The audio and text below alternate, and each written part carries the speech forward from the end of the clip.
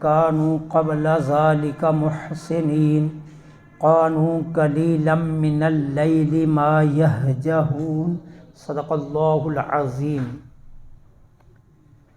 ان المتقین، بے شک متقین، فی جنات، باغات میں ہوں گے، وعیون، اور چشموں میں، آخذین، وہ لیں گے، ما آتاہم، جو ان کو عطا کرے گا، ربہم، ان کا رب، انہم، بے شک، کانوا، تھے، قبل ذالک، اس سے پہلے بھی، محسنین، نیکوکار، کانوا، تھے، قلیلم، بہت تھوڑے، من اللیل، رات میں، یہجعون، سوتے۔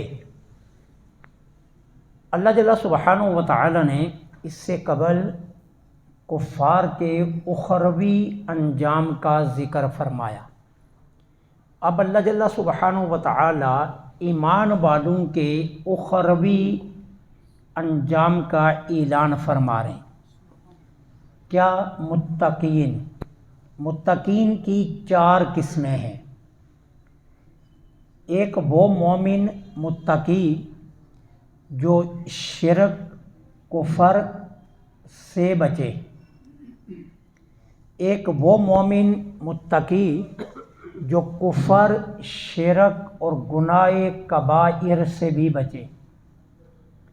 نمبر 3، وہ مومن متقی جو کفر، شرک، گناہ کبائر اور گناہ صغائر سے بھی بچے۔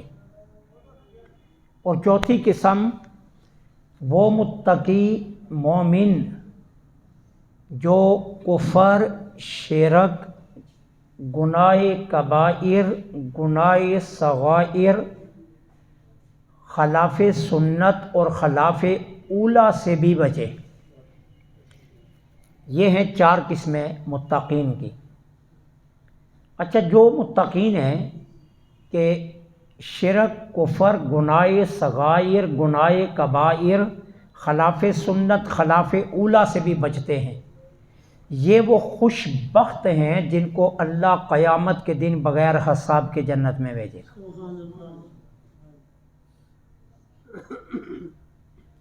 اب وہ متقین کہ جو کفر، شرک اور گناہ صغائر سے بچے، یہ وہ ہوں گے کہ جنہیں اللہ اپنے فضل سے جنت بھیجے گا۔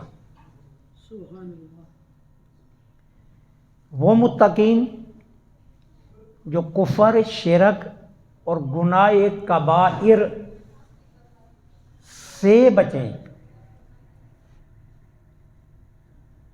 یہ آقا کریم علیہ الصلاۃ والسلام کی شفاعت سے بخشے جائیں۔ اور وہ متقین جو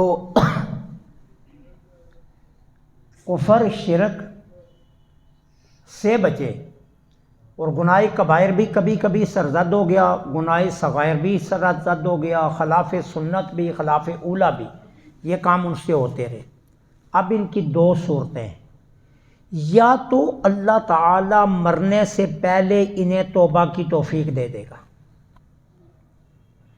اور پھر یہ معمولی سے حساب پر بخش دیے جائیں گے، یا پھر انہیں توبہ کی توفیق تو نہیں ملی، بغیر توبہ کے مر گئے، لیکن اللہ تعالیٰ انہیں مختصر سی سزا دے گا اور پھر ان کو بخش دے گا۔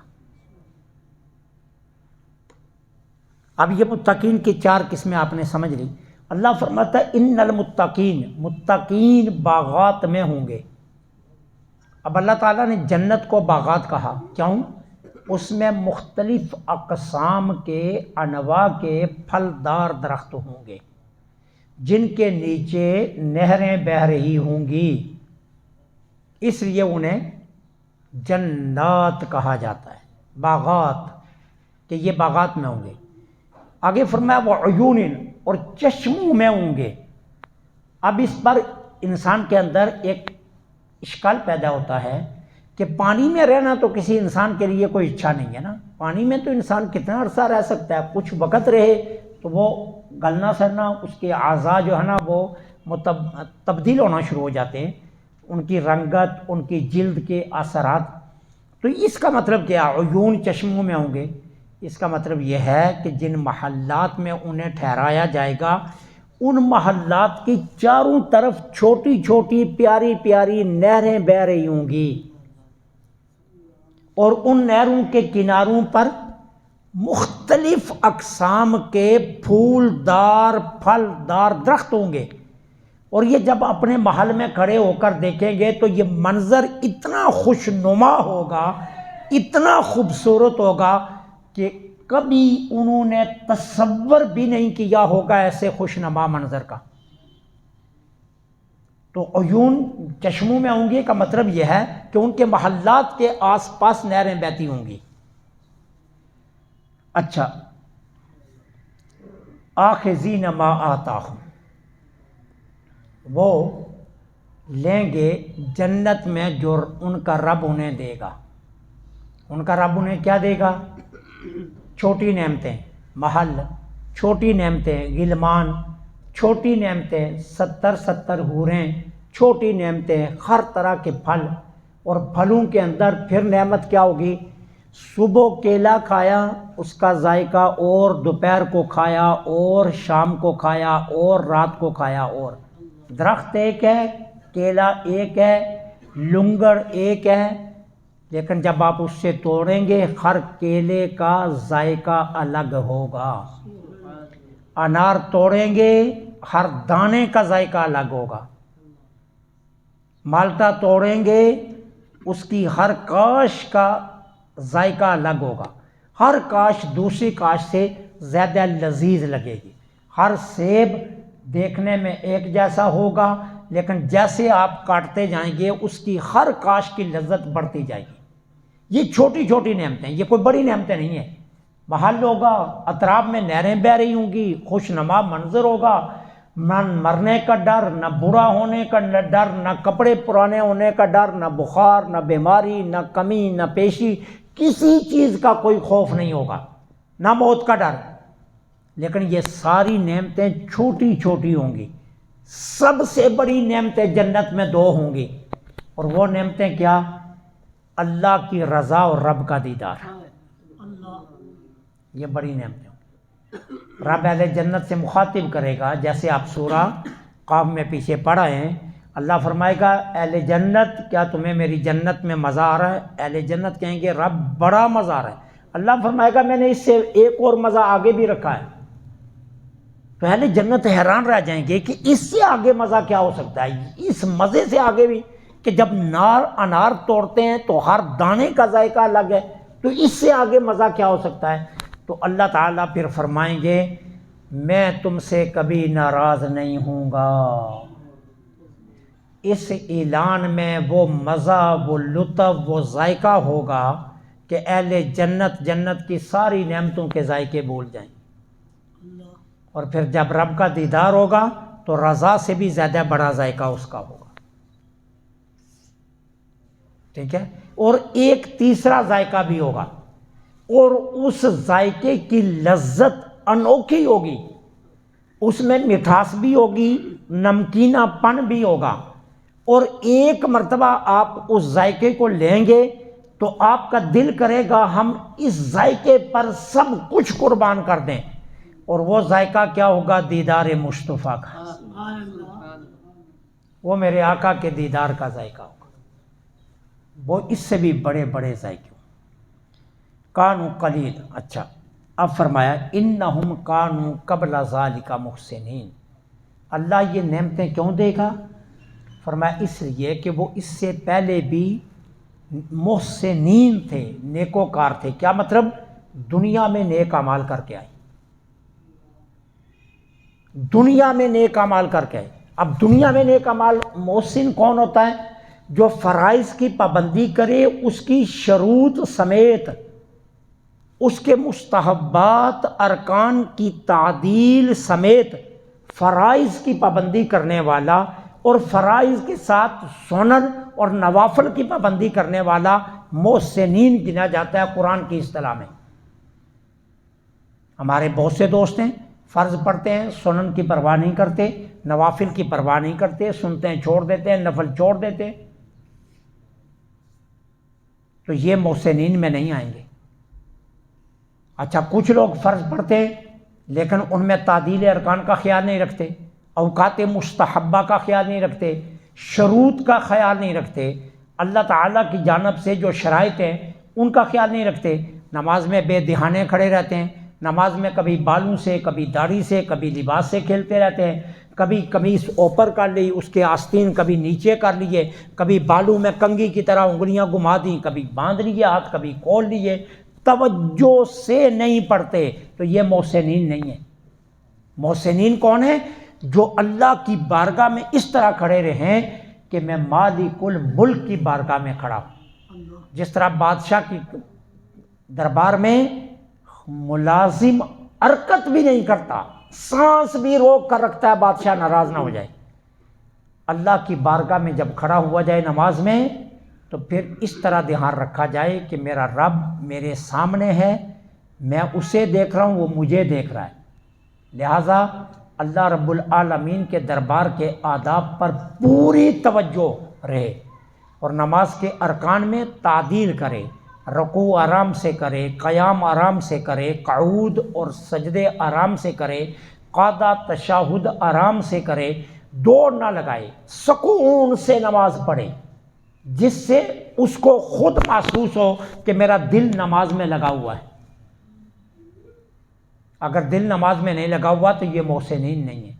تو فرمایا یہ دنیا میں بھی محسنین تھے، اس لیے اللہ تعالیٰ جنت میں انہیں یہ انعامات عطا فرمائے گا۔ اب ایک شان ان کی اور بیان کی، کانوا قلیلا من اللیل ما یہجعون، ان کی ایک نشانی یہ ہے کہ یہ رات کو بہت کم سوتے تھے، دنیا میں رات میں بہت کم سوتے تھے۔ اب اس کے متعلق مفسرین کرام کے کئی اقوال ہیں۔ مفسرین کرام فرماتے ہیں یہ آیہ کریمہ انصار صحابہ کے متعلق آئی جو نماز عشاء باجماعت آقا کریم کے پیچھے پڑھتے تھے اور پھر قباء جاتے تھے، مدینہ طیبہ سے پیادل قباء چل کر جاتے تھے، رات کا ٹائم گزر جاتا، پھر جا کر تھوڑی دیر سوتے، پھر نماز تہجد کے لیے اٹھ جاتے اور پھر فجر کی نماز قباء سے چل کر آ کر میرے آقا کی قیادت میں پڑھتے تھے، کہ یہ آیا ان کے متعلق ہے۔ لیکن جمہور مفسرین کرام فرماتے ہیں نہیں، یہ آیت اپنے عنوان کے اعتبار سے عمومیت پر دلالت کرتی ہے۔ یہ کون لوگ ہیں؟ ان کے متعلق سب سے بہترین جو روایت ہے وہ میرے آقا سے ہی ثابت ہے۔ حضرت عبداللہ بن عمر رضی اللہ تعالیٰ عنہما روایت کرتے ہیں، جان جانا صلی اللہ علیہ وسلم نے فرمایا، عبداللہ بن عمر میں تمہیں سب سے بہترین روزہ اور سب سے بہترین رات کی نماز بتاؤں جو اللہ کو سب سے زیادہ پسند ہے؟ عرض کی حضور ارشاد فرمائیے۔ میرے آقا نے فرمایا اللہ کو سب سے زیادہ روزے حضرت داؤد علیہ السلام کے پسند ہیں، اور رات کی نمازوں میں حضرت داؤد علیہ السلام کی نماز سب سے زیادہ اللہ کو پسند ہے۔ عرض کی حضور وہ کیسے؟ فرمایا داؤد علیہ السلام کا طریقہ یہ تھا کہ وہ ایک دن روزہ رکھتے تھے، ایک دن افطار کرتے تھے، ایک دن روزہ رکھتے تھے، ایک دن افطار کرتے تھے، روزے کو عادت نہیں بننے دیتے تھے۔ ہم رمضان میں پہلا ہفتہ مشکل ہوتا ہے، پھر ہماری عادت بن جاتی ہے، پھر رمضان ایک روٹین کے میں آ جاتا ہے، پھر وہی روٹین میں آپ دیکھیں پہلا ہفتہ ہوتا ہے نا، مسجدیں کھچا کھچ بھر جاتی ہیں، پھر آہستہ آہستہ نمازی کم ہونا شروع ہو جاتے ہیں کہ وہ پرانی روٹین پر آ جاتے ہیں، پھر وہ رمضان کو رمضان نہیں سمجھتے، رمضان کو عادت بنا لیتے ہیں۔ حضرت داؤد علیہ السلام ہر روز روزہ اس لیے نہیں رکھتے تھے کہ یہ عادت نہ بنے، عادت کے بنا جو عمل کیا جاتا ہے وہ اس میں زیادہ مشقت ہوتی ہے۔ تو داؤد علیہ السلام ایک دن روزہ رکھتے تھے، ایک دن افطار، پھر روزہ، پھر افطار۔ اللہ کو یہ روزے سب سے زیادہ پسند ہیں، لیکن یہ رمضان کے روزوں کے لیے حکم نہیں ہے، یہ نفلی روزوں کے لیے حکم ہے۔ کہیں آپ رمضان میں ایک روزہ رکھ کر اگلے دن افطار نہ شروع کر لینا، رمضان کے 30 روزے فرض ہیں یا 29 فرض ہیں چاند کے حکم کے مطابق، لیکن اللہ کو یہ روزے سب سے زیادہ پسند ہیں، اور اللہ کو رات کی نماز جو سب سے زیادہ پسند ہے وہ بھی داؤد علیہ السلام۔ وہ کیسے؟ داؤد علیہ السلام عشاء کی نماز کے بعد جلدی سو جایا کرتے تھے، پھر رات کے تیسرے پہر اٹھ جایا کرتے تھے، پھر عبادت کرتے، پھر رات کے آخری سے پھر سو جایا کرتے تھے، پھر صبح کے وقت بیدار ہوتے تھے۔ اب مفسرین کرام نے اس حدیث کو کچھ واضح کر کے یوں بیان کیا کہ اگر رات ہے 6 گھنٹے کی، رات 6 گھنٹے کی ہے، آپ کیا کریں؟ پہلے 3 گھنٹے سو جائیں، اب اس کے بعد بیدار ہو جائیں، تیسرا حصہ کتنا بنتا ہے؟ 2 گھنٹے، اگلے 2 گھنٹے عبادت کریں، پھر آخری حصہ کتنا ہے؟ 1 گھنٹہ، پھر وہ آخری حصہ 1 گھنٹہ سو جائیں۔ یہ اللہ کو بہت زیادہ پسند ہے۔ کیوں؟ سیدنا ابو ہریرہ رضی اللہ تعالیٰ عنہ روایت کرتے ہیں، جانے جانا صلی اللہ علیہ وسلم نے فرمایا، اللہ تعالیٰ ہر رات آسمان دنیا پر اپنی شان قدرت کے مطابق آتے ہیں، پھر جب رات کا تیسرا پہر شروع ہوتا ہے تو اللہ تعالیٰ ندا دیتے ہیں، ہے کوئی بخشش کا طلبگار میں اسے بخش دوں، ہے کوئی رزق کا متلاش میں اسے رزق دے دوں، ہے کوئی مصائب سے نجات چاہنے والا میں اسے نجات دے دوں۔ اس طرح پھر وہ ندا چلتی ہے یہاں تک کہ سپیدہ سحر طلوع ہونا شروع ہو جاتا ہے۔